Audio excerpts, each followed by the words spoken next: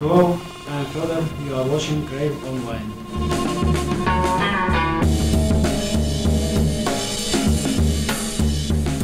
First of all, the first question we'd like to ask you is, did you break your nose or not? There's been a lot of talk one way or the other.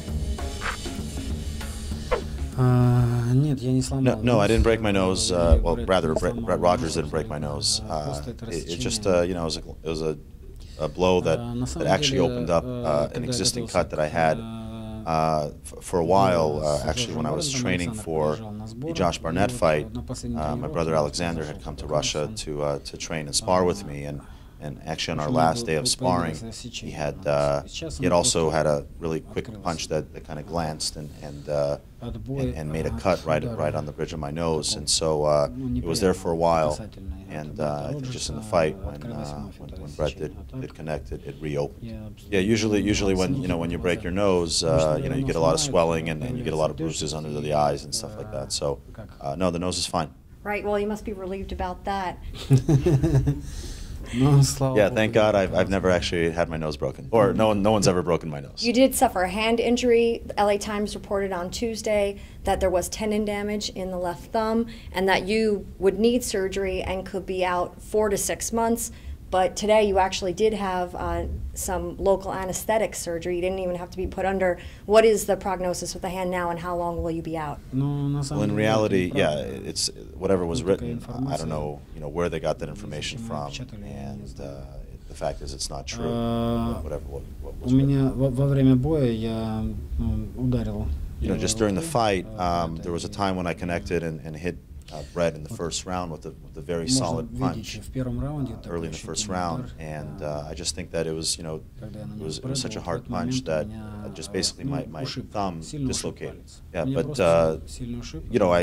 when I got back, I met with a very good doctor here, and he took a look at it, took a look at the X-rays, and said we just got to put it back in place and just keep it in a cast for about 4 to 6 weeks. So you anticipate you'll be back to training sometime after that 6-week period, maybe 8 weeks or so? Well, I'll get back into training actually fairly quickly. I can still do everything else. I can run and I can work with my right hand and everything. I can't do any striking with my left hand for a little while. I'd like to get your opinion, both of your opinions, on 2 comments that Dana White has made, UFC president, in this Tuesday LA Times article. The quote is, CBS would be out of their mind to put that rinky-dink strike force on the air again, and without that backing from CBS, they wouldn't have enough money to pay Emelianenko. Jos, could you comment on that? Besides laugh, yeah, rinky-dink strike force, whatever. I think it's a little bit of a pathetic reaction to a show well done.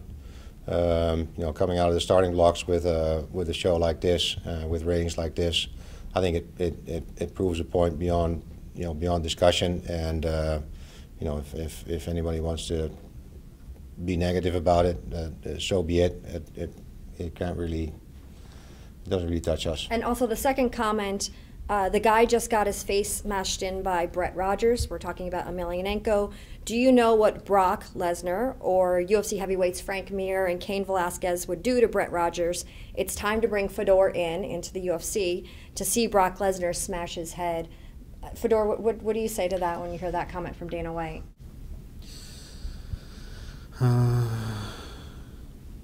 Ну, что я могу сказать?